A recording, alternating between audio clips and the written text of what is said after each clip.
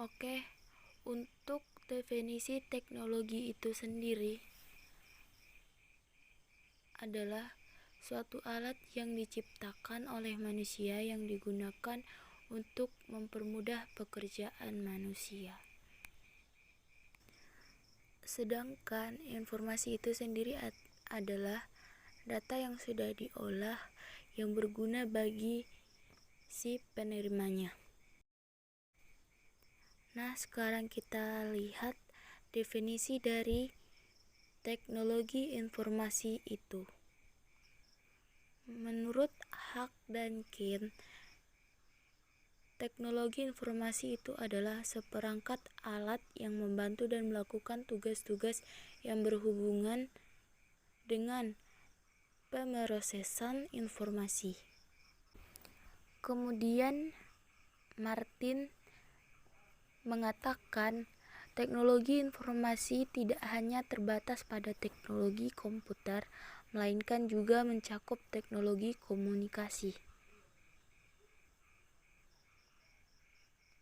Dan dari William dan Sawyer, teknologi yang menggabungkan komputasi atau komputer dengan jalur komunikasi berkecepatan tinggi yang membawa data, suara, dan video. Secara kesimpulan, kita melihat teknologi informasi adalah istilah terhadap berbagai macam teknologi yang digunakan dalam pembentukan, penyimpanan, dan penyebaran informasi untuk berbagai aspek, berbagai kehidupan manusia. Jadi, lingkupnya adalah teknologi yang digunakan, yang berupa pembentukan, penyimpanan, dan penyebaran informasi untuk berbagai aspek kehidupan manusia. Selanjutnya, kita lihat perlunya teknologi informasi itu, sebab-sebabnya karena apa. Baiklah, yang pertama, karena tuntunan zaman. 2. Kompleksitas tugas manajemen.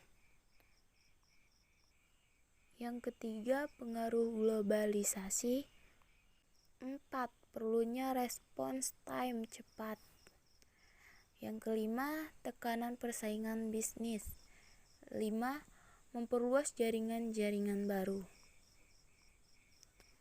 Dan yang selanjutnya, teknologi informasi itu dikelompokkan menjadi 6 teknologi, yaitu yang pertama teknologi komunikasi.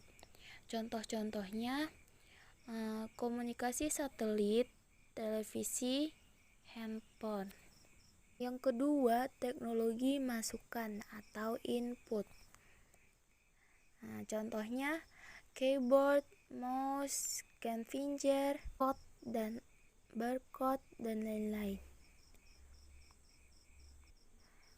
Dan kemudian teknologi keluaran atau output.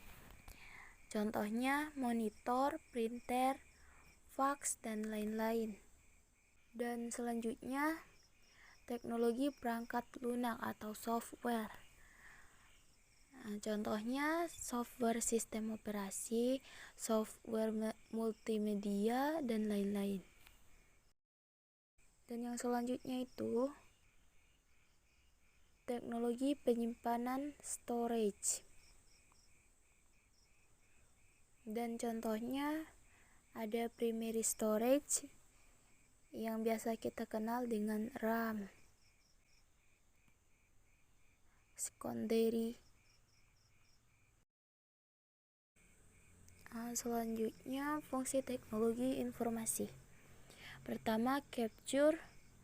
Fungsinya menerima input dari keyboard, scanner, mic, dan sebagainya.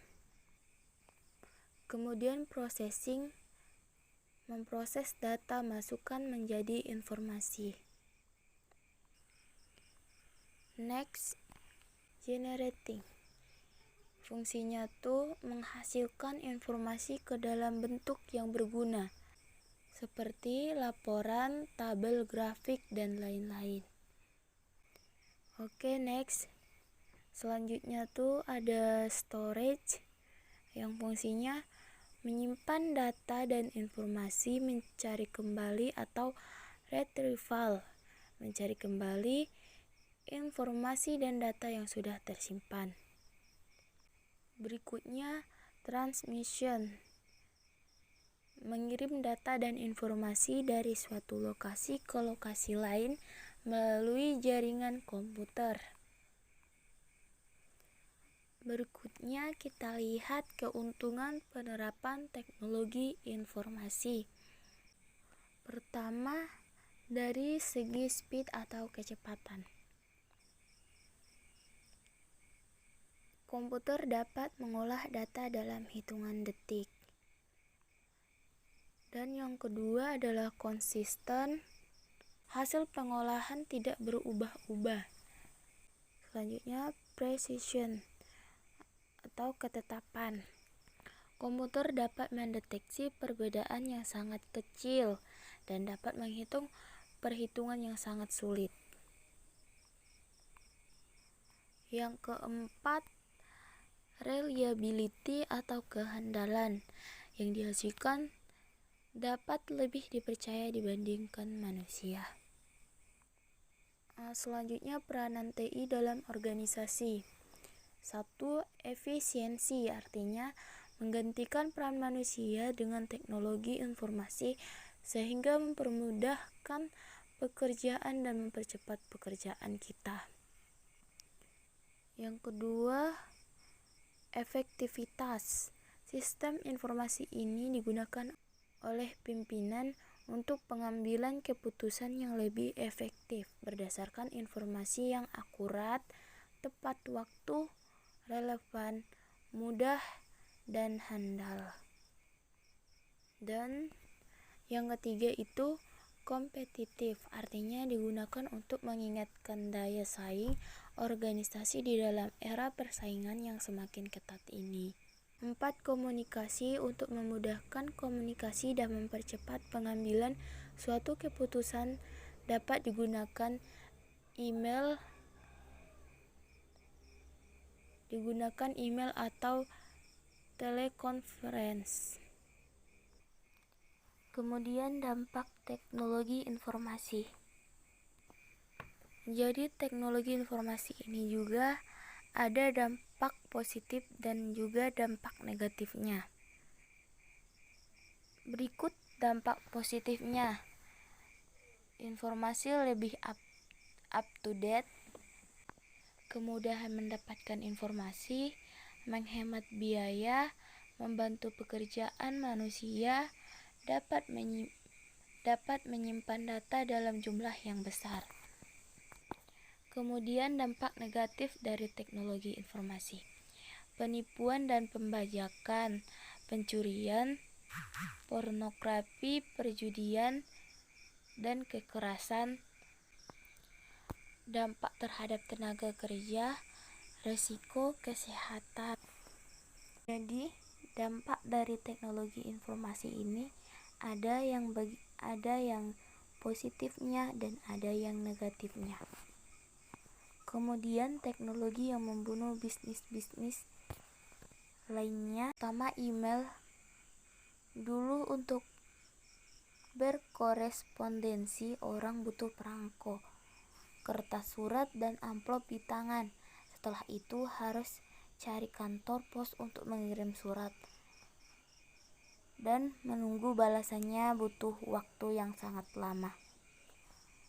Dan keuntungan email yang sekarang ini, waktu pengiriman dan penerimaan yang sangat cepat. Jadi pesan yang kita kirimkan bisa kita kirim dan kita terima dengan waktu yang singkat.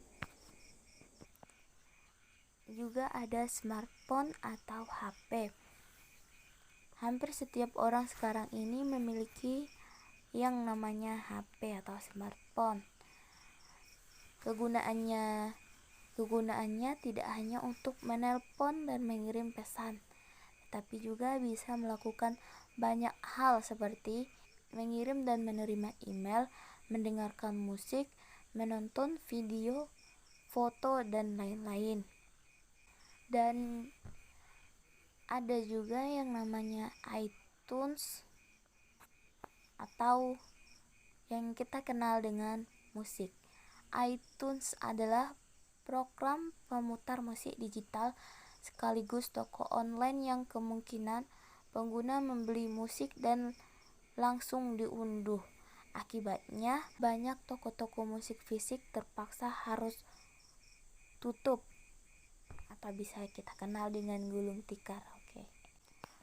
Oke, selesai dari saya pengertian teknologi informasi. Selanjutnya, materi pengertian komputer yang akan dijelaskan oleh saudari Yeni.